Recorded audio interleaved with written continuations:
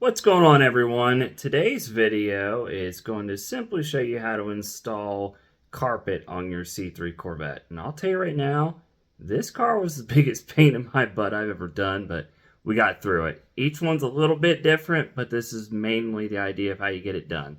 Enjoy. Okay, so the car in question today is actually my 90th Corvette, and if you're interested to see my race to 100, I'm going to keep my 100th car. I've got my first 3. Find me on Facebook and you can watch my stupidity.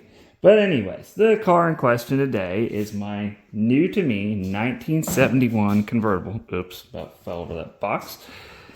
She's a nice car. She's actually not too bad. She is a factory Millimeter red, black interior, white soft top, unfortunate rear rack car. I know some people are going to hate me for that, but I'm not too big of a fan of them on the convertibles.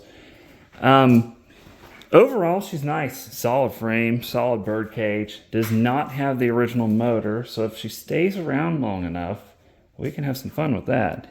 The chrome is beautiful on this car. I think it was restored somewhere around 25 years ago. It has signs of it, but you can see, like, here the paint. It has a lot of imperfections. I have a paint guy that's going to touch a lot of this up. There's some things I'm going to show you guys that I can show you how to fix on the cheap. I can show you how to fix the right way. I can show you how to fix the redneck way, which is some stuff we're going to do. It sucks. This is the only bad part of the top. I don't know if we can get that fixed. But anyways, today's project. Oh, and by the way, she is a manual. Nice little 4-speed, small block, just fun. But we're going to work on the interior. Now, at some point, I'm sure the dash has been replaced. It's too nice. Same with the door panels. The seats, I don't know if these were original, but there's just this one little seam right here. I'm going to have my seat guy stitch that back up. No one will know it was there. But the carpet.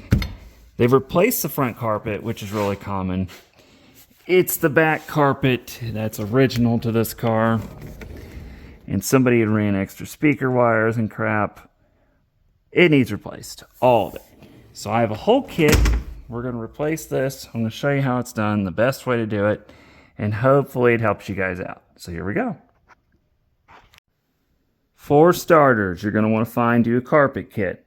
I highly suggest a kit from Auto Custom Carpets. They do excellent work for carpet kits.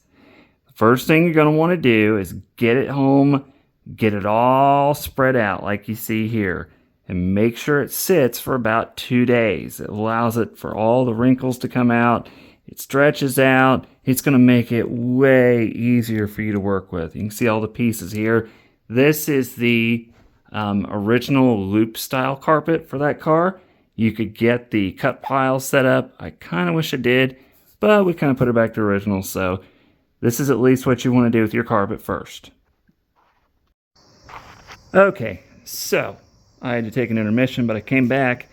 I've got all the stuff ripped out. I actually just took the very back piece of carpet out real quick. I'm actually going to try and work all through the night because a gentleman wants to come see this car in the morning now. But when you take this apart, you're going to need a couple things. You're going to need a really long extension because you're going to need to get to the seat bolts. That part sucks. Sometimes with these kick panels down here, I got them both off, but on the other one, it was a nightmare. Those screws will fight you. I promise you, it's going to suck. Now, a couple tips I'm going to teach you. That piece of carpet there, when you take that out, the new piece, set that, I know it's disgusting, set the new piece on top of this, or, I'm sorry, set this on top of the new piece, that's the back side.